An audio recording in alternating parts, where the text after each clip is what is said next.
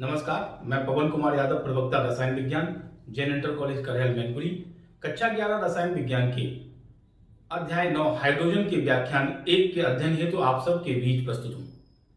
आज हम व्याख्यान 1 में हाइड्रोजन अध्याय के अंतर्गत जिन शिक्षण बिंदुओं का अध्ययन करेंगे, आइए सबसे पहले उन्हें देख लेते हैं।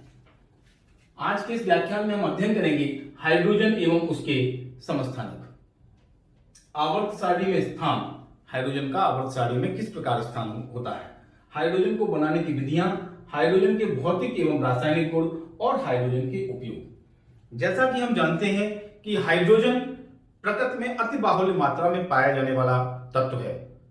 लगभग 70% से अधिक ब्रह्मांड का भूभाग हाइड्रोजन से निर्मित होता है।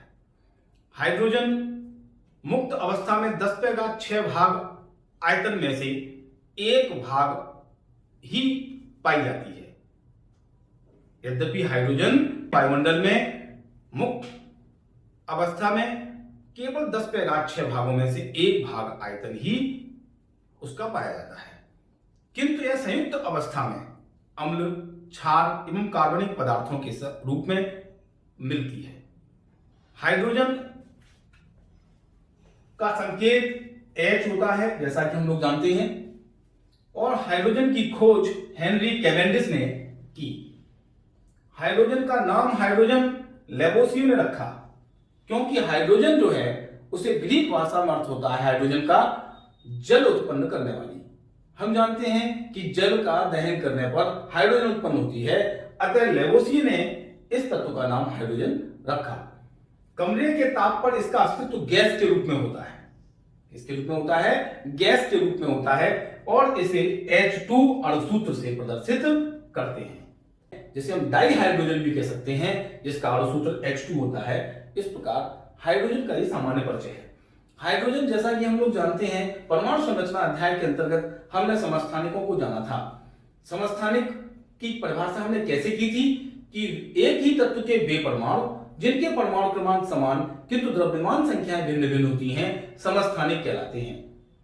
यानी एक ही तत्व के ऐसे परमाणु जिनके परमाणु क्रमांक समान हो किंतु द्रव्यमान संख्याएं भिन्न भिन्न हो, समस्थानिक कहलाते हैं। तब हमने जाना था कि हाइड्रोजन के भी 3 समस्थानिक हो सकते हैं, होते हैं।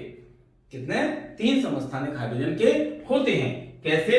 कि हाइड्रोजन का सिंबल H जो तीनों में है, आप देख रहे हैं, H H H, यानी हाइड्रोजन के 3 समस्थानिक जिनके परमाणु क्रमांक क्रम से 1, यानी यहां अगर हम परमाणु क्रमांक को Z से प्रकट करें तो Z इक्वल टू यहां भी 1, Z इक्वल टू यहां भी 1 और Z इक्वल टू यहां भी 1।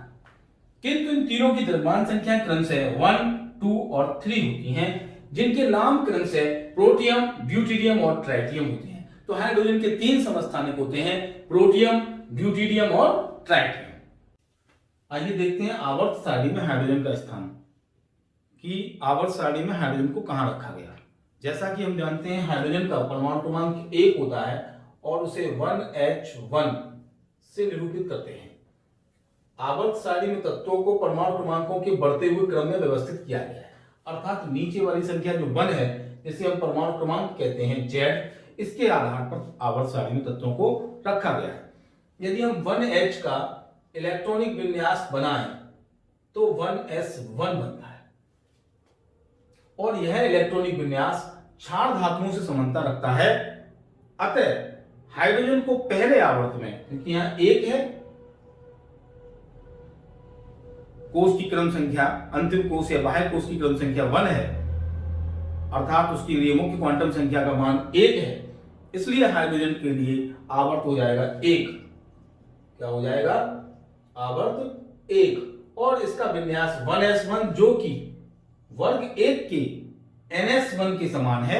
वर्ग 1 के सभी तत्वों का सामान्य इलेक्ट्रॉनिक विन्यास ns1 होता है, तो ये 1s1 हो गया। बाह्य कोष के इलेक्ट्रॉनिक विन्यास ns1 जैसे होते हैं, इसलिए 1s1 ns1 समानता के कारण हाइड्रोजन को आवर्त 1 में और वर्ग 1 में क्षार धातुओं के साथ रखा गया है। इसी प्रकार हाइड्रोजन का इलेक्ट्रॉनिक विन्यास 1s1 है, अतः हाइड्रोजन अक्रिय गैस से हाइड्रोजन में 1 इलेक्ट्रॉन कम है, जो हीलियम से। यही विशेषता हैलोजन में होती है। हैलोजन को हम लोग देख रहे हैं तो 9s बराबर अगर हम देखें 1s2 2s2 और 2p5, यहां हमने देखा 2p5 हीली। जिस प्रकार हीलियम से एक इलेक्ट्रॉन कम अक्रिय गैस से हाइड्रोजन में है, ठीक उसी प्रकार फ्लोरीन से में एक इलेक्ट्रॉन कम अक्रिय गैस नियोन से है। अतः हाइड्रोजन हेलोजनों से भी समानता रखता है।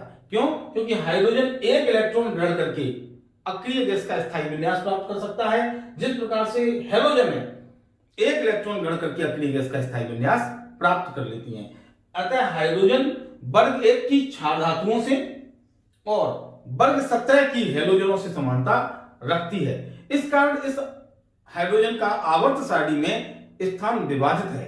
आइए चर्चा करते हैं कि आखिर हाइड्रोजन की हेलोजनों से क्या समानता है, हाइड्रोजनों की क्षार धातुओं से क्या समानता है। सबसे पहले देखते हैं हाइड्रोजन की क्षार धातुओं से समानता। अगर हम इलेक्ट्रॉनिक विन्यास की बात करते हैं तो जैसा कि अभी हमने बनाया था कि 1H बराबर 1s1, ठीक उसी प्रकार से क्षार धातुओं का इलेक्ट्रॉनिक विन्यास बनता है 3Li। लिथियम क्षार धातु जैसे वर्ग 1 में रखा गया, किसमें रखा गया है? वर्ग 1 में, जिसे फर्स्ट ए से भी प्रदर्शित करते हैं वर्ग 1 को।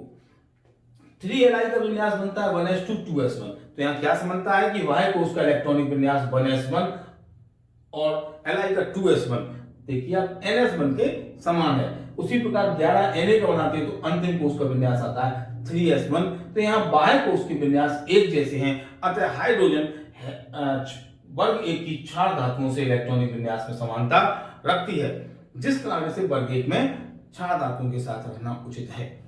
अगर हम संयोजकता की बात करते हैं तो हाइड्रोजन की संयोजकता क्षार धातुओं की भांति 1 होती है, क्योंकि इसके बाह्य कोश संयोजी कोश में एक इलेक्ट्रॉन होता है 1।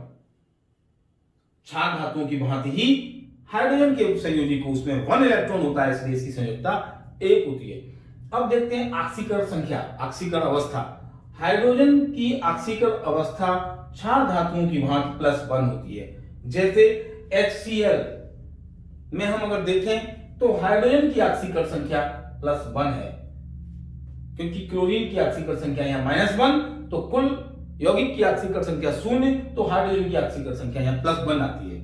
उसी प्रकार यदि हम NaCl में देखें तो सोडियम की ऑक्सीकरण संख्या +1 और KBr में देखें तो K की ऑक्सीकरण संख्या +1 है। इससे क्या देखने को मिला कि क्षार धातुओं के भांति हाइड्रोजन की ऑक्सीकरण संख्या भी +1 होती है। कितनी होती है? +1 होती है।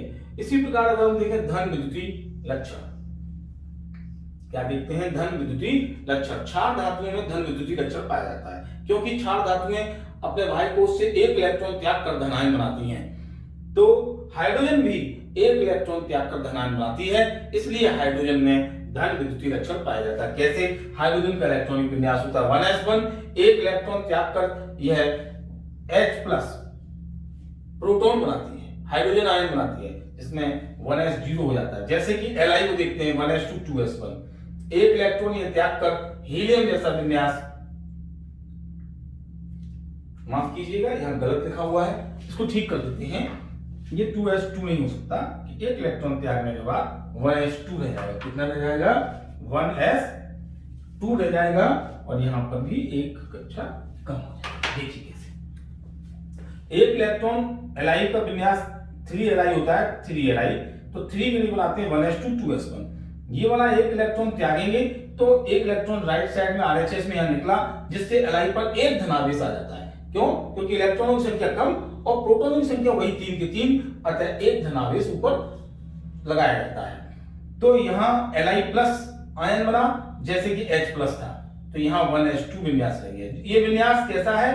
अक्रिय गैस की तरह स्थायी विन्यास है, जैसे हीलियम का होता है 1s2। उसी प्रकार यदि हम सोडियम का देखें, ये Na, इसका परमाणु क्रमांक 11 होता है, 11 के लिए बनाते हैं 1s2 2s2 2p6 3s1। ये जो 3s1 का संयोजी कोश का इलेक्ट्रॉन है ये निकल जाता है, बचता कितना है? 1s2 2s2 2p6 बचता है, और Na+ सोडियम धनायन बनता है। इस प्रकार क्षार धातुओं की भांति ही हाइड्रोजन भी सिंगल चार्ज वाला एक आवेश का, एक धनावेश का आयन बनाती है, जिससे धन विद्युतीय लक्षण हाइड्रोजन में प्रकट होता है। अगला है कि हाइड्रोजन क्षार धातुओं से समानता रखती है। क्यों?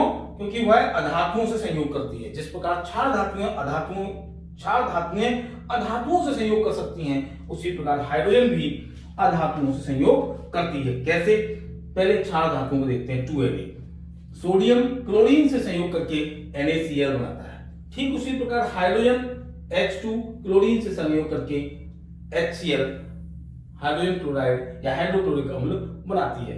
तो यहां देखिए कि हाइड्रोजन क्षार धातुओं से समानता रखती है, क्योंकि वह अधातुओं से संयोग उसी प्रकार करती है जैसे क्षार धातुएं करती हैं। तो ये हमारे पॉइंट थे जिनसे हाइड्रोजन की क्षार धातुओं से समानता प्रकट होती है, जिस कारण से आवर्त सारणी में हाइड्रोजन को क्षार धातुओं के साथ वर्ग 1 में रखा गया है। अब हम देखेंगे कि हाइड्रोजन की हैलोजनों से समानता। अब देखें हाइड्रोजन की हैलोजनों से समानता, जिसके आधार पर हाइड्रोजन को आवर्त सारणी में हैलोजनों के साथ वर्ग 17 में स्थान दिया गया है। किसमें? हैलोजनों को कहां रखा गया? वर्ग 17 में। क्यों? देख लेते हैं एक बार हैलोजन उठा के कोई सी कि वर्ग 17 में क्यों रखा गया कि 9F का अगर हम बनाएं तो 1s2 2s2 2p5, तो यहां पर 5 और 2 7 और उसमें जोड़ते हैं 10 तो आता वर्ग 17। दूसरा कार्ड जब P5 है, कितना है भाई को उसका विन्यास P5, तो ये P ब्लॉक का 5वां कॉलम है। P ब्लॉक अंतिम 6 कॉलम में होता है आवर्त सारणी। आप याद करें जो पिछले हम लोगों ने अध्याय में आवर्त सारणी विस्तृत अध्ययन किया था, उसके आधार पर हम देख रहे हैं कि वर्ग 17 होता है हैलोजनों का। आखिर इसमें कैसे हम हाइड्रोजन को सेट कर सकते हैं? क्या कार्ड है? कार्ड ये है कि हाइड्रोजन का इलेक्ट्रॉनिक विन्यास हैलोजनों से इस प्रकार मैच करता है कि हाइड्रोजन वैसे तो 1s1 और 2p5 में बहुत अंतर है, तो मैच क्यों करता है? क्योंकि 1s1 के कारण हाइड्रोजन एक इलेक्ट्रॉन ठीक उसी प्रकार ग्रहण कर सकता है जैसे हैलोजन करती हैं। क्यों कर सकता है? अक्रिय गैस का स्थायी विन्यास प्राप्त करने के लिए। जैसे अगर यहाँ 1s1 है, एक इलेक्ट्रॉन ग्रहण करा देंगे तो कितना हो जाएगा? 1s2, और यहाँ 2p5 है, एक इलेक्ट्रॉन ग्रहण करेगी हैलोजन तो हो जाएगा 2p6, जिससे अष्टक पूर्ण हो जाएंगे या कोष पूर्ण हो जाएंगे और अक्रिय गैस का स्थायी विन्यास प्राप्त हो जाएगा। इस प्रकार हाइड्रोजन हैलोजन से इसलिए समानता रखती है कि उसके इलेक्ट्रॉनिक विन्यास में भी एक इलेक्ट्रॉन अक्रिय गैस के स्थायी विन्यास से कम होता है। उसके बाह्य कोश में अक्रिय गैस के बाह्य कोश से एक इलेक्ट्रॉन कम होता है, ठीक उसी प्रकार जैसे हैलोजनों में होता है। इसलिए हाइड्रोजन हैलोजनों से समानता इलेक्ट्रॉनिक विन्यास में रखती है। दूसरा है संयोजकता। हाइड्रोजन एक इलेक्ट्रॉन ग्रहण कर सकती है, अर्थात वह एक इलेक्ट्रॉन ग्रहण करके हाइड्राइड आयन बनाती है, ठीक उसी प्रकार जैसे हैलोजन बनाती हैं, अतः एक संयोजी होती है। ऑक्सीकरण अवस्था, इसकी ऑक्सीकरण अवस्था -1 होती है। कैसे? अगर हम देखें NaH तो क्षार धातुओं की ऑक्सीकरण अवस्था +1, तो दूसरे वाले की जो है -1 होगी। कितनी होगी? -1। तो ऑक्सीकरण अवस्था हाइड्रोजन की कैसी होती है? -1 होती है अपने उसके यौगिकों में। हाइड्रोजन कुछ यौगिकों में ऋण 1 ऑक्सीकरण अवस्था भी प्रदर्शित करती है। इसी प्रकार से हैलोजन के लिए देखें तो NaCl, आपने देखा सोडियम के लिए +1, तो Cl के लिए क्या होगी? -1। यानी हाइड्रोजन और हैलोजन दोनों ही ऋण 1 ऑक्सीकरण अवस्था प्रदर्शित करती हैं, इसलिए इनमें समानता होती है। अगर हम ऋण विद्युतीय लक्षण की बात करें तो हाइड्रोजन हैलोजन की भांति एक इलेक्ट्रॉन ग्रहण करके हाइड्राइड आयन बनाती है। जैसे फ्लोरीन एक इलेक्ट्रॉन को ग्रहण करके फ्लोराइड आयन बनाती है, क्लोरीन एक इलेक्ट्रॉन ग्रहण करके क्लोराइड आयन और ब्रोमीन एक इलेक्ट्रॉन ग्रहण करके ब्रोमाइड आयन बनाती हैं। तो हाइड्रोजन हैलोजनों से इस प्रकार समानता रखती है कि उसमें ऋण विद्युतीय लक्षण पाया जाता है, क्योंकि वह एक इलेक्ट्रॉन ग्रहण करके ऋणावेशित आयन बनाती है। अधात्विक प्रकृति, हाइड्रोजन भी हैलोजनों की भांति अधातुओं के गुण रखती है, अधात्विक प्रकृति रखती है, क्योंकि अधातुएं हम जानते हैं वे तत्व होती हैं, यानी वे तत्व जो इलेक्ट्रॉन ग्रहण कर सकते हैं अधातु कहलाते हैं। तो ये इलेक्ट्रॉन ग्रहण कर सकती है हैलोजन की भांति, अतः हाइड्रोजन अधात्विक प्रकृति रखती है। अगला पॉइंट, सह संयोजक यौगिकों का निर्माण। हाइड्रोजन हैलोजन की तरह जैसे ये हाइड्रोजन जो है वो क्लोरीन की तरह सह संयोजक यौगिक बना सकती है। कैसे? अगर हम हाइड्रोजन के लिए देखें तो हाइड्रोजन कार्बन के साथ CH4 मैथेन बनाती है, सिलिकॉन के साथ SiH4 सिलिकॉन हाइड्राइड और नाइट्रोजन के साथ अमोनिया का निर्माण करती है NH3। उसी प्रकार क्लोरीन भी इन तत्वों के साथ कार्बन, फिर सिलिकॉन, फिर नाइट्रोजन के साथ ठीक इसी प्रकार के यौगिक बनाती है। कैसे? CCl4, जैसे CH4 तो CCl4, उसी प्रकार SiH4 तो SiCl4 और NH3 तो NCl3। तो यौगिक बनाने में समानता है। कैसी है? हैलोजनों से समानता है। इस प्रकार हाइड्रोजन हैलोजन और क्षार धातुओं दोनों से समानता रखती है, इसलिए आवर्त सारणी में इसका स्थान विवादित है। निष्कर्ष निकाला गया है कि हाइड्रोजन को S ब्लॉक में, अगर हम देखें तो S ब्लॉक में 2 कॉलम होते हैं इस प्रकार से। ये S ब्लॉक, ये वर्ग 1, ये वर्ग 2। तो हाइड्रोजन को S ब्लॉक में वर्ग 1 में प्रथम तत्व के रूप में यहां पर स्थान दिया गया है। तो हम क्या जाने कि हाइड्रोजन हैलोजनों से समानता रखता है, क्षार धातुओं से समानता रखता है। फिर भी यह निष्कर्ष निकाला गया कि हाइड्रोजन को S ब्लॉक के प्रथम वर्ग के प्रथम तत्व के रूप में स्थान दिया गया है। अब हम अध्ययन करेंगे हाइड्रोजन को बनाने की विधियां, हाइड्रोजन के भौतिक एवं रासायनिक गुण तथा उपयोगों का। आइए अध्ययन करते हैं हाइड्रोजन की बनाने की विधियों का। आइए अब देखते हैं हाइड्रोजन गैस बनाने की विधियां। सबसे पहले हम सीखेंगे कि प्रयोगशाला में हाइड्रोजन कैसे बनाई जाती है। प्रयोगशाला में दानेदार जिंक पर तन सल्फ्यूरिक अम्ल की क्रिया द्वारा हाइड्रोजन गैस बनाई जाती है। दानेदार जिंक का मतलब Zn प्लस तन H2SO4। जब यह क्रिया कराई जाती है तो बनता है ZnSO4 और हाइड्रोजन गैस H2। प्रयोगशाला में एक बुल्फ बोतल ली जाती है। क्या लिया जाता है? बुल्फ बोतल, जिसकी आकृति इस प्रकार की होती है। इस बुल्फ बोतल में एक थिसिल कीप लगा दी जाती है, जिसकी सहायता से इस बुल्फ बोतल में तन H2SO4 डाला जाता है। इसमें पहले से ही जिंक को, दानेदार जिंक को भर दिया जाता है, जिसके ऊपर से जब तन H2SO4 इसमें डाला जाता है तो क्रिया होती है। उस रासायनिक क्रिया के फलस्वरूप हाइड्रोजन गैस बनती है। जैसे निकास नली की सहायता से जल से भरी हुई द्रोणिका में उल्टे रखे गैस जार में एकत्रित कर लिया जाता है। इस प्रकार जो ग्रीन ग्रीन डॉटेड बुलबुले दिखाई दे रहे हैं, ये क्या है? हमारी हाइड्रोजन गैस। ये द्रोणिका है, ये गैस जार है और ये निकास नली है। इस प्रकार प्रयोगशाला में हम दानेदार जिंक पर तन सल्फ्यूरिक अम्ल की क्रिया के द्वारा हाइड्रोजन गैस बना लेते हैं। अब देखते हैं दूसरी विधि जिससे हम हाइड्रोजन गैस बना सकते हैं, जलवाष्प और कार्बन की क्रिया के द्वारा। जलवाष्प का फॉर्मूला वही, जल का जो फॉर्मूला H2O से ही, जलवाष्प के भी फॉर्मूला को उससे दिखाते हैं H2O से। जब गर्म रक्त तप्त कार्बन पर, रेड हॉट कार्बन पर जब जलवाष्प की क्रिया कराई जाती है तो जल गैस प्राप्त होती है, जिसका सूत्र होता है CO प्लस H2, अर्थात कार्बन मोनोऑक्साइड और हाइड्रोजन गैस का मिश्रण प्राप्त होता है, जिसे हम वाटर गैस कहते हैं। क्या कहते हैं? Water gas. इस प्रकार प्राप्त वाटर गैस में अधिक मात्रा में जल वाष्प मिलाकर Fe2O3 और Cr2O3 फेरिक ऑक्साइड और क्रोमियम ऑक्साइड के मिश्रण पर 500 डिग्री सेल्सियस ताप पर प्रवाहित करने से हमें हाइड्रोजन गैस प्राप्त होती है। इसमें जो जल गैस और जलवाष्प का मिश्रण है उसे 1:2 के अनुपात में लिया जाता है। इस प्रकार हमें हाइड्रोजन गैस जलवाष्प और कार्बन की क्रिया के द्वारा हम बना सकते हैं। अगला देखिए, जल की क्रियाशील धातुओं से क्रिया द्वारा। अगर हम जल की सोडियम और कैल्शियम जैसी सक्रिय धातुओं से जब क्रिया कराते हैं तो हमें क्षार और हाइड्रोजन गैस मुक्त होती है। ये हाइड्रोजन गैस, क्षार से मतलब 2NaOH प्लस H2, जैसे कैल्शियम से कराएं Ca plus 2H2O equal to CaOH का whole twice plus hydrogen gas. तो इस प्रकार हम जल की सक्रिय धातुओं से क्रिया के द्वारा क्रिया करा करके हाइड्रोजन गैस प्राप्त कर सकते हैं। तो ये थी हमारी हाइड्रोजन गैस बनाने की विधियां। अब हम सीखेंगे हाइड्रोजन के भौतिक गुण। हाइड्रोजन के भौतिक गुणों में पहला है कि यह रंगहीन, गंधहीन और स्वादहीन गैस है। कैसी है?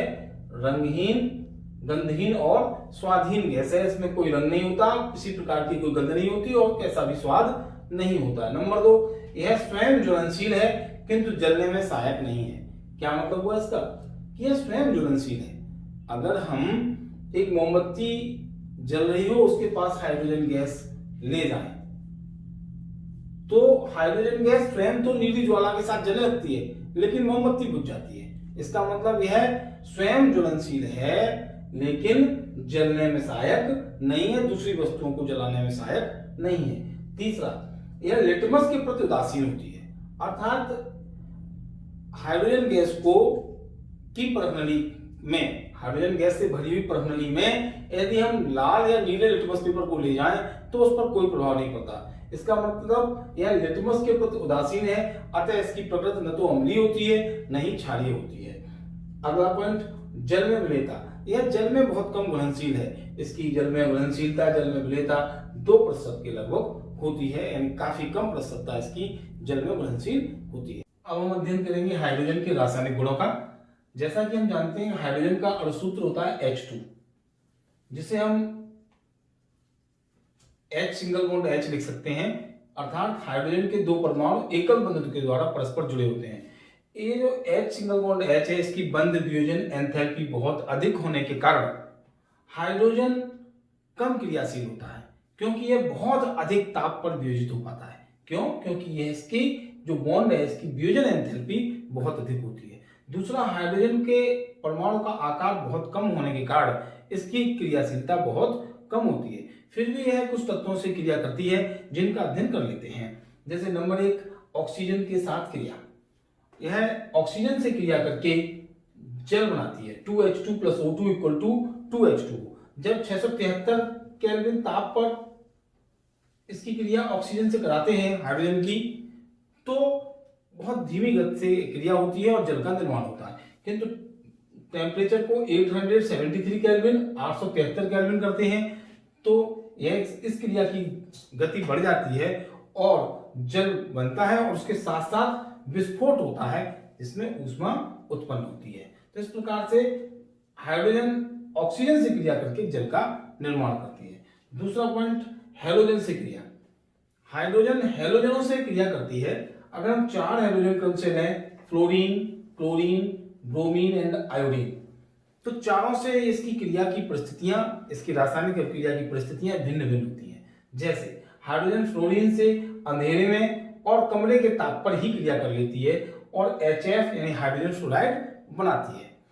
उसी तरह अगर हम हाइड्रोजन की क्रिया क्लोरीन से कराएं तो नहीं हो पाती, बल्कि हाइड्रोजन क्लोरीन से सूर्य के हल्के प्रकाश में, HNU का मतलब फोटोन यानी प्रकाश के कण, तो सूर्य के हल्के प्रकाश में क्रिया करके HCl हाइड्रोक्लोरिक अम्ल बनाती है। उसी प्रकार ब्रोमीन से जब क्रिया कराते हैं तो हल्का टेम्परेचर देना पड़ता है और हाइड्रोजन ब्रोमीन से क्रिया तब कर पाती है जब उसे हम गर्म करते हैं तो HBr हाइड्रोब्रोमिक अम्ल बनता है। इसी प्रकार से हाइड्रोजन आयोडीन से जब क्रिया करती है तो प्लेटिनम उत्प्रेरक की उपस्थिति आवश्यक है और यह क्रिया अगर हम कराते हैं तो बहुत धीमी गति से होती है। आयोडीन से इसकी क्रिया कैसी होती है? बहुत धीमी गति से होती है। तो इस प्रकार इसकी हैलोजनों से क्रिया जो है भिन्न भिन्न परिस्थितियों में कराई जाती है, तब संपन्न होती है। अगर हम हाइड्रोजन के सापेक्ष हैलोजन की क्रियाशीलता देखें तो इस क्रम में आती है कि फ्लोरीन सबसे ज्यादा क्रियाशील रहती है हाइड्रोजन के साथ, उसकी अपेक्षा क्लोरीन कम और उसकी अपेक्षा से ब्रोमीन और कम और फिर आयोडीन और कम होती है। तो क्रियाशीलता का ये ऑर्डर है जो वर्ग में ऊपर से नीचे घटते क्रम में आवर्त सारणी के वर्ग 17 में जो हैलोजन रखी गई हैं उनमें अगर हम देखें तो ऊपर से नीचे जाने पर यह क्रम घटता जाता है, जो हैलोजनों का हाइड्रोजन से क्रियाशीलता का क्रम है। इसी के साथ अब देखते हैं नाइट्रोजन के साथ क्रिया।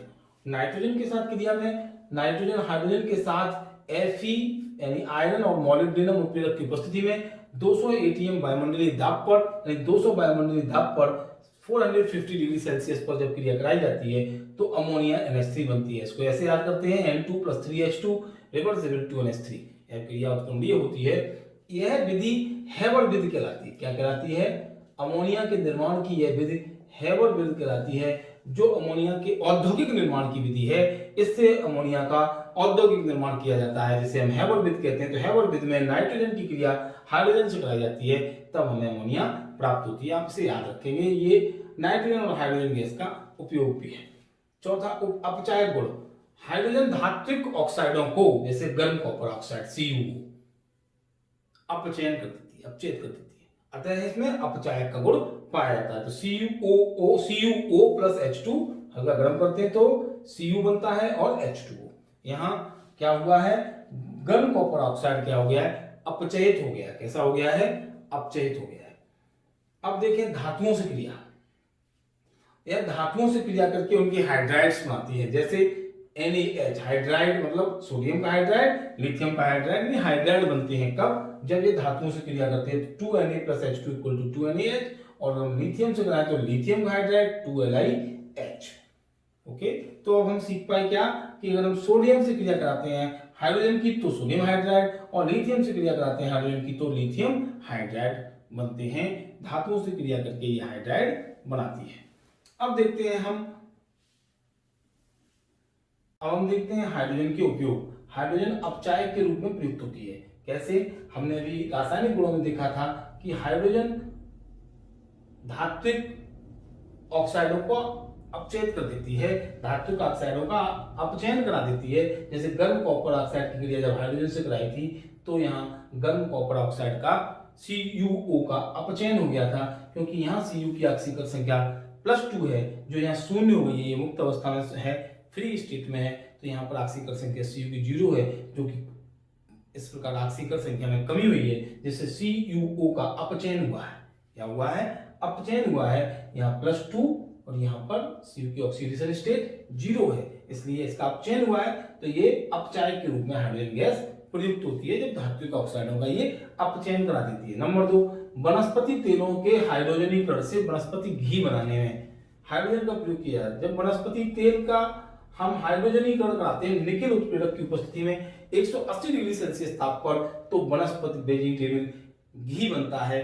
तो इस प्रकार हम क्या जाने कि वनस्पति तेलों के हाइड्रोजनीकरण में हम हाइड्रोजन का उपयोग करते हैं वनस्पति घी बनाने में। तीसरा, हेबर विधि से अमोनिया के निर्माण में। हमने यहाँ नाइट्रोजन के साथ क्रिया में जाना था कि हेबर विधि में, यानी हेबर विधि द्वारा अमोनिया के औद्योगिक निर्माण में हम नाइट्रोजन की क्रिया हाइड्रोजन से कराते हैं तो हमें अमोनिया गैस प्राप्त होती है। तो हेबर विधि से अमोनिया के निर्माण में। और चौथा, ईंधन के रूप में कोल गैस, जल गैस आदि गैसें हमें ईंधन के रूप में प्रयुक्त कर सकते हैं। तो ये हमारे थे हाइड्रोजन के उपयोग। तो आज के इस व्याख्यान में हमने हाइड्रोजन के परिचय, हाइड्रोजन के समस्थानिक, हाइड्रोजन बनाने की विधियां, हाइड्रोजन के भौतिक गुण, हाइड्रोजन के रासायनिक गुण और हाइड्रोजन के उपयोगों के बारे में सीखा। आशा है इस व्याख्यान के बाद आप हाइड्रोजन के संदर्भ में पूरी तरह से इस व्याख्यान के माध्यम से समझ सके होंगे, और इस व्याख्यान के आधार पर हम आपको कुछ गृह कार्य दे रहे हैं, जिसे आप अपनी उत्तर पुस्तिका पर करेंगे। इस वीडियो को बार बार देखेंगे। दीक्षा ऐप की सहायता से, इस वीडियो की सहायता से अपने स्वलिखित नोट्स बनाकर अपनी तैयारी करेंगे। देखिए आज के गृह कार्य में क्या क्या प्रश्न हैं, जिन्हें आप अपनी उत्तर पुस्तिका पर लिखेंगे। पहला, हाइड्रोजन की हैलोजनों से समानताएं लिखिए। हमने हाइड्रोजन की क्षार धातु और हाइड्रोजन दोनों से समानताओं का अध्ययन किया है, जिसके आधार पर हमने आवर्त सारणी में हाइड्रोजन के स्थान को जाना। तो आप हाइड्रोजन से हाइड्रोजनों की समानताओं को लिखेंगे। दूसरा, हाइड्रोजन के उपयोगों पर टिप्पणी लिखें या टिप्पणी करें। तो आप हाइड्रोजन के उपयोगों को अपनी उत्तर पुस्तिका पर उत्तर के रूप में, इस प्रश्न के आंसर के रूप में लिखेंगे। आपके उज्जवल भविष्य की कामना करते हुए आप सभी को ढेर सारा आशीष। नमस्कार।